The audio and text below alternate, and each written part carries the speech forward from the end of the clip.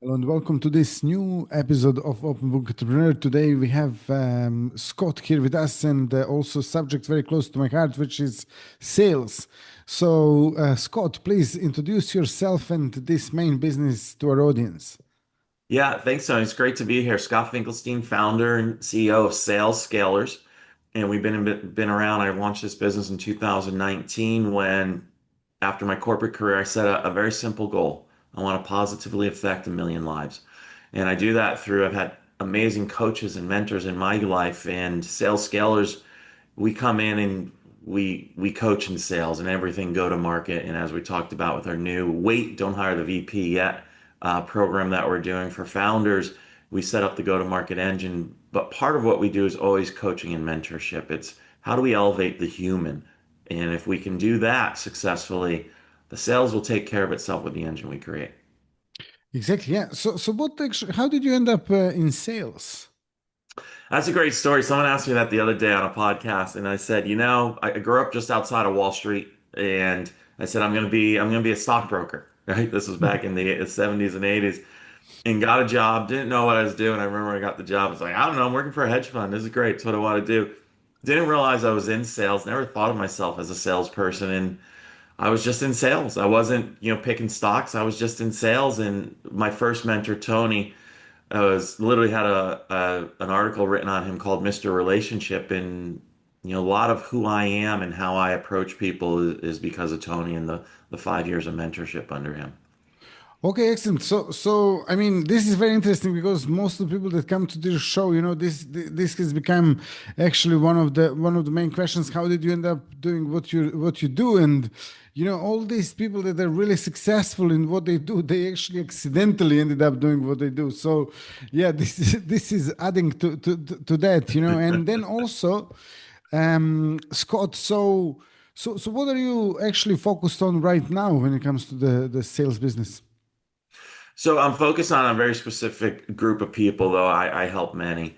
As we talked about, I just finished writing, and we'll publish it in about 6 to 7 weeks. Wait, don't hire the VP of Sales yet. And being here in Austin, Texas, I mentor a lot of the founders in the startup community here, and they've got revenue. They got 1 million, 5 million, maybe even some got 10 and up. And they're the CEO and the founder and the top salesperson. And sales is a roller coaster because they can focus on it for a minute and sales goes up, and then they got to go be CEO, and then they come back. And so we come in, we really set that go to market engine for them. And it's not just the old go to market engine, it's the go to market engine of the future, as I like to say. I'm an AI nut as well. And so it's bringing in AI to where we can, as I say, do the milling, the basic stuff. There's so much that humans don't need to be doing anymore. And with the right AI tools in your go to market engine, we can take those tasks off your team so that they can start thinking about, how do I connect from a human standpoint? And that's something I say to people all the time. AI doesn't replace humanity. When used right, it's going to enhance your ability to be human. And so we do that. We bring in AI automation. I'm a data geek at heart. So we set up a CRM the right way, meaning we're not looking at key performance indicators. That tells us what we did in the past, how successful our past efforts were. I need to know today, can I predict what's going to happen tomorrow? So we take data from a different point of view that companies aren't used to looking at so that we can truly predict the future. We don't fully have the crystal ball, but we're about 90% there. And then it's bringing in our co-pilots, their VAs and SDRs who can handle the human stuff that needs to be done until we need it to get to the closer, which typically in the beginning is the CEO and founder. And when we get revenue to a certain level, we can then go hire that account executive slash closer so that founder now can truly just be CEO. And we meet with them weekly and we give them, here's the data. Again, we use a lot of data to show that we're successful and understand where we're going. Sounds really you created a great flow, and also the way you speak and present this, it's totally like understandable that you know what you're doing. So on top of that, can you give us some examples of this? Like what part of the process your system actually takes over? Is it lead generation? Is it appointment settings? Is it like marketing? Is it the sale, like preparation for the sales calls, selecting the right audience or delivery, or what is it? Yes to all that. So there's really four pillars we come in and do. And the first is we've got to determine who is the ICP. And a lot of the clients we bring on, they have an idea. They think they have it locked down. To me, they got about 50 to 60% of what their ICPs are and should be. And it's very important that you start there because that's going to, and this is stating the obvious, sales isn't difficult. We've got to get so laser focused on who our ICPs are, why they're going to buy from us, and where do they hang out. And from that, that feeds into what our talk tracks are going to be, whether it's, as you said, in marketing, are we posting if it's B2B? Is it, are we doing LinkedIn outreach?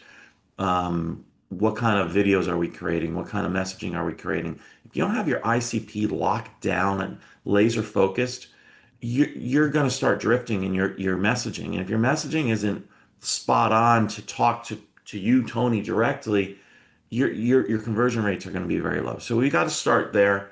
Then we create that messaging.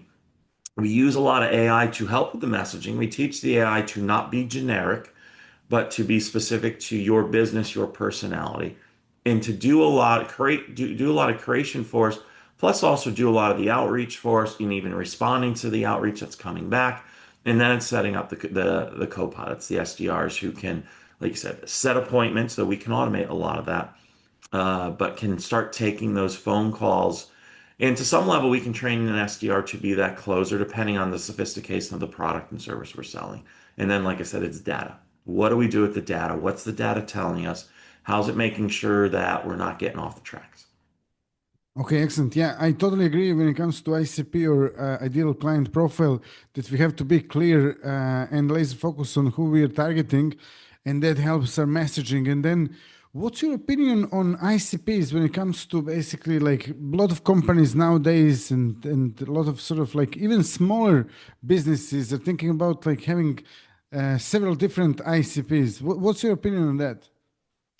Yeah, that's a great question. So, I mean, in my own business right now, I'm focused with our new offering on one ICP, but I can have three to four. I mean, I'd still coach and help that solo entrepreneur, that new sales rep who just needs some help.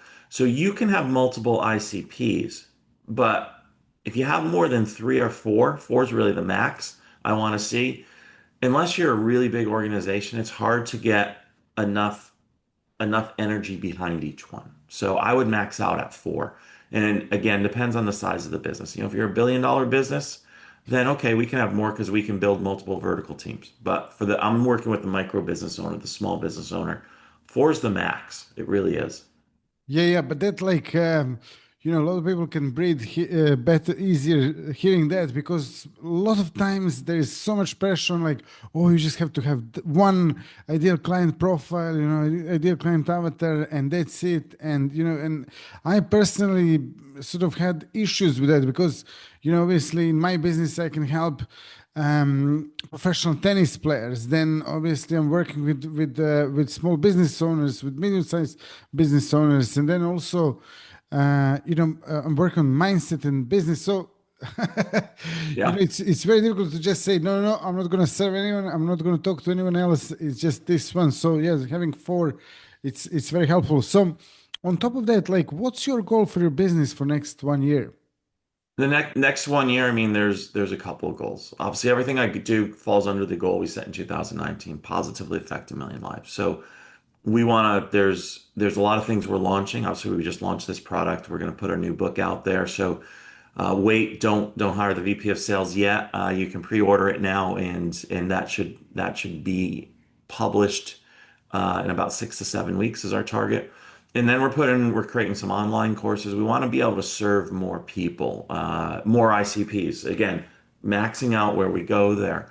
So, and then obviously there's the numbers, that we want to hit and the revenue we want to hit. And part of that revenue will go into a foundation we want to build in 2027. So it's starting to fund that. Those are the goals for the business, but it's also those goals, at this point in my life is my business. It ties into how I love what I do. My kids are adults now, so I don't have to worry about getting home in time for them. And this is what I love to do. It's serving others, and I get to do it through sales scalers. Excellent. Yeah. Scott, thank you so much for being guest today. Thank you for sharing your tips and knowledge and experience. And also, We spoke a little bit about Move Well AI, your app that is coming up soon. So I'm looking forward as well to see you here in the show in next, maybe a couple of months or something to talk more about that as well. Same. I appreciate it. It's great to be here. Thanks for letting me have a minute with the audience, and I look forward to helping as many as I can. Totally, yeah. So thank you all for watching and listening. If you like the episode, drop us a like, subscribe, and also if you have any questions for Scott or me, you can ask them in the comments. And see you all in the next episode. All the best and bye bye. Scott, thanks again.